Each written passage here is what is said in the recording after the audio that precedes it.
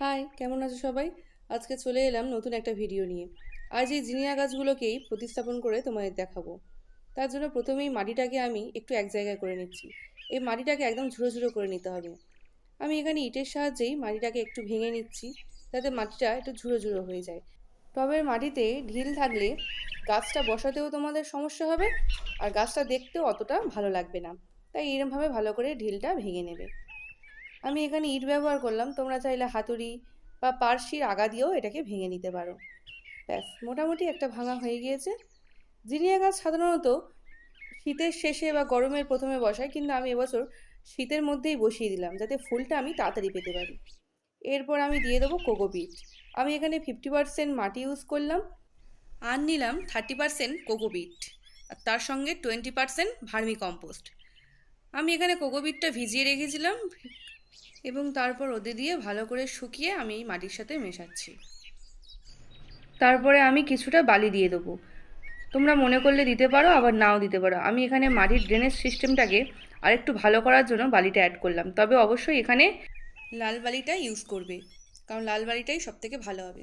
তারপরে এই তিনটে উপকরণকে ভালো করে মিশিয়ে তাতে দিয়ে দিচ্ছি কিছু পরিমাণ নিমখোল। নিমখোল গাছকে নানা রকমের পোকামাকড় হাত থেকে রক্ষা করে। তারপরে দেখো, যে কম্পোস্ট দেবো বলেছিলাম 20%, সেটাকেও এখন দিয়ে দিলাম। তারপরে আবার এই কম্পোস্ট আর নিমখোলটাকে আমি খুব ভালো করে মাটির সাথে মিশিয়ে নেব। তোমরা কিন্তু অবশ্যই এখানে নিমখোলটা দেওয়ার চেষ্টা করবে, কারণ নিমখোল গাছের অনেক রোগ প্রতিরোধ ক্ষমতা বাড়াতে সাহায্য করে। ব্যাস দেখো, আমি ভালো করে মিশিয়ে নিচ্ছি এইভাবে। পুরো মাটিটার সাথে যাতে ভালো করে মিশে যায় সেভাবেই মিশিয়ে নিতে হবে। ব্যাস দেখো, আমার মাটিটা তৈরি হয়ে গিয়েছে, কি সুন্দর ঝুরঝুরের মতো হয়েছে। আর দেখো, বড় বড় ঢিল প্রায় নেই বললেই চলে, একটু যা আছে সেগুলোকে আমি সরিয়ে দেবো পরে।